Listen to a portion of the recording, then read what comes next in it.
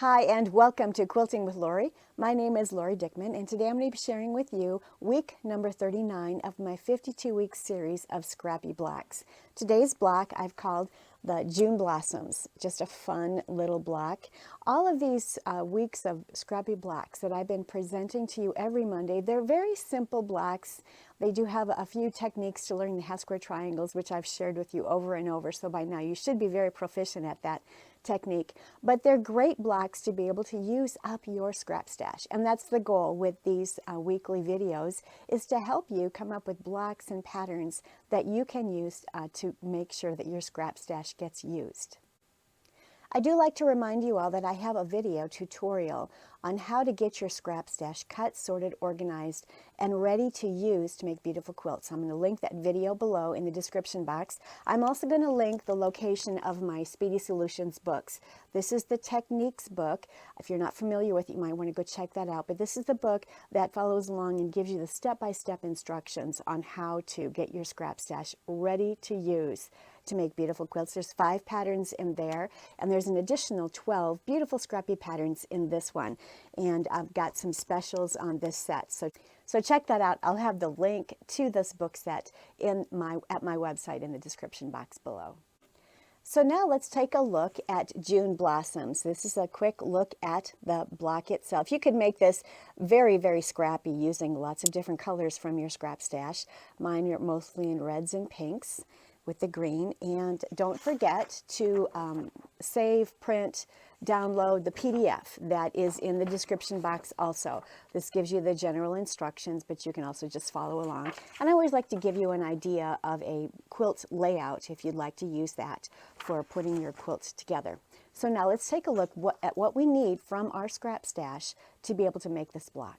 So here in front of me is the block, and all of these 52-week series of blocks are 12.5 inches so that you can use them for sampler quilts.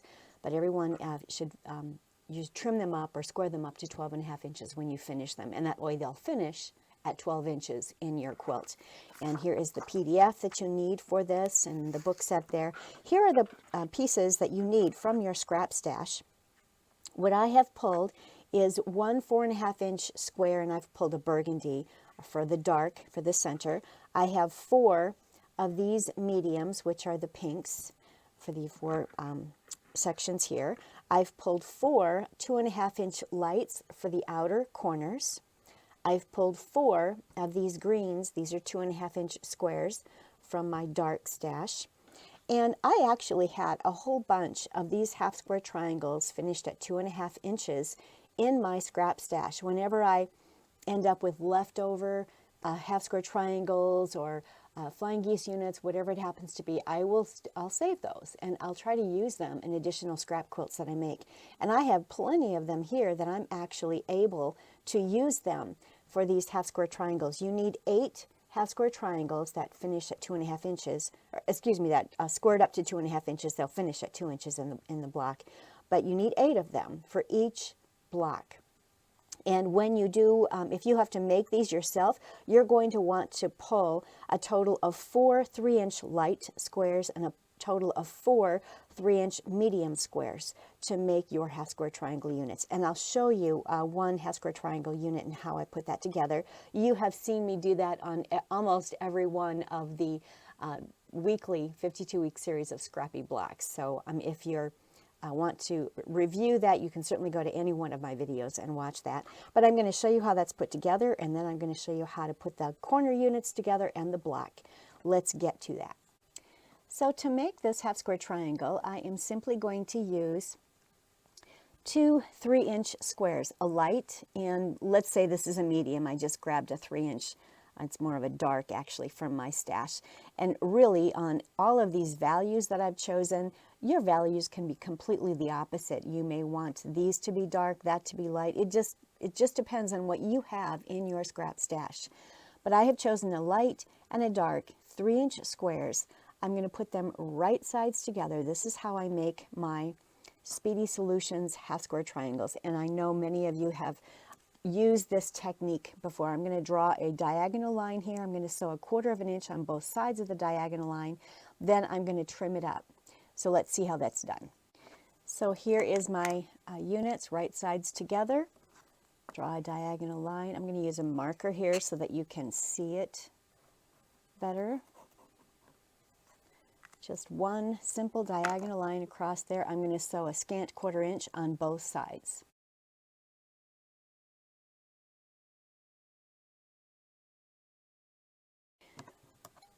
When I cut them apart, I like to cut from stitching line to stitching line on both sections. It gives you a nice flat edge there, and it cuts off the dog ears. I like to do that. And now I'm cutting right on the line. I actually started that before I got on camera here.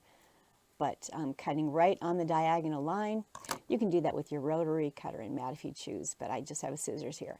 So they are now cut apart, and with each set, light and dark or light and medium that I'm putting together, I will actually obtain 2 half square triangle units. There's one and there's the other. So there are my half square triangles. Now each of these half square triangle units must be squared up to 2.5 inches. That's what they must be to fit in our unit. And there might not be a whole lot that you have to trim away from each, but it's really important that you do that for each and every half square triangle unit. You will be so much happier. Your blocks will go together beautifully. Your quilt will go together beautifully if each and every unit is the correct size. So I'm going to go ahead and trim those up. I'm going to use, let's move this stuff away here. I love to use my Clearly Perfect slotted trimmer. That's the one that I'm going to use, and since this has to be 2.5 inches, I'm using trimmer A, which is the 1/2 inch increments, and this is the size that I'm going to have to match up. There's a stitching line right there that I am going to match up to the stitching line on the unit, and then I will trim away the excess. So let me match that stitching line, and then I will trim away excess. There's not a whole lot that has to come away, just that, but that's really important. And then I'm going to press. You can press your half square triangle seam allowances to the dark, or you can press them open.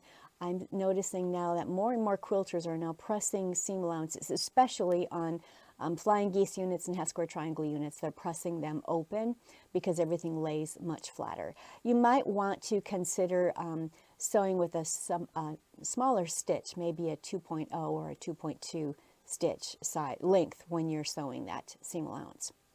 And we're going to go ahead and press those up, and then I'm going to show you how the block goes together. So here is the block. I've laid it out. We've got the dark 4.5 inch square in the center and the medium 4.5 inch squares here. And we have these corner units that we're going to sew together first. We're going to piece those together. Make sure when you lay out each of these corner units that those half square triangle darks or mediums actually kiss in the center. That's really important as you lay it out. You don't want to get things twisted around or going that direction. Unless, of course, you want your block to look like that. Now, this is your quilt. You can have it look any way you want. But for the June Blossoms block here, if you want it to look like what I have on your PDF, make sure that you have these going together so they kiss in the center. Dark is up here to the center, and the light is out on the outside edge. So I'm going to go ahead and piece those together as corner units. First of all, I'm going to press the seam allowances, square each unit up to 4.5 inches so that each unit matches the rest of the block, and then I'm going to sew together the rows.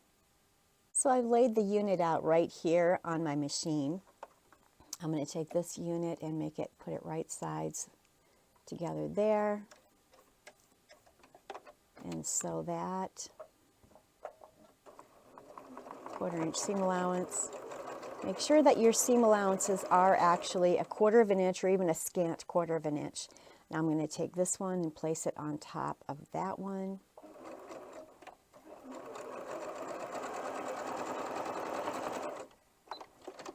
So the 2 rows have been put together. I basically just webbed it together, as you can see there. And let me show you what that looks like.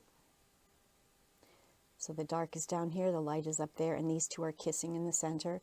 Now I'm going to put them together, excuse me, nest the center seam allowance, and sew the 1/4 inch seam allowance.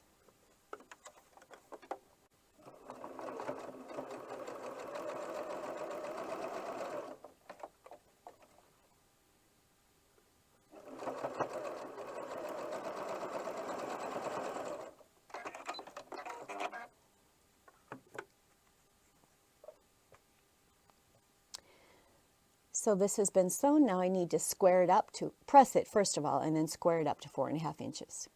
As you see here, I have each of the corner units sewn together. They're all pieced together. And now what I need to do is press them and then square each of these up to 4.5 inches. Each of these units must measure 4.5 inches so that it matches up with the rest of the block. Then I'm going to sew the rows together. Let me press those, square them up, and I'll be right back.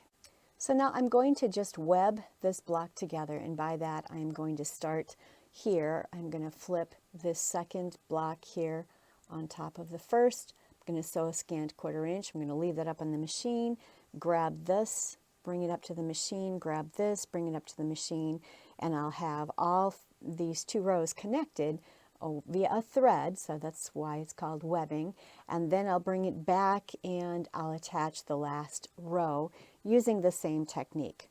So let's go ahead and get started with that.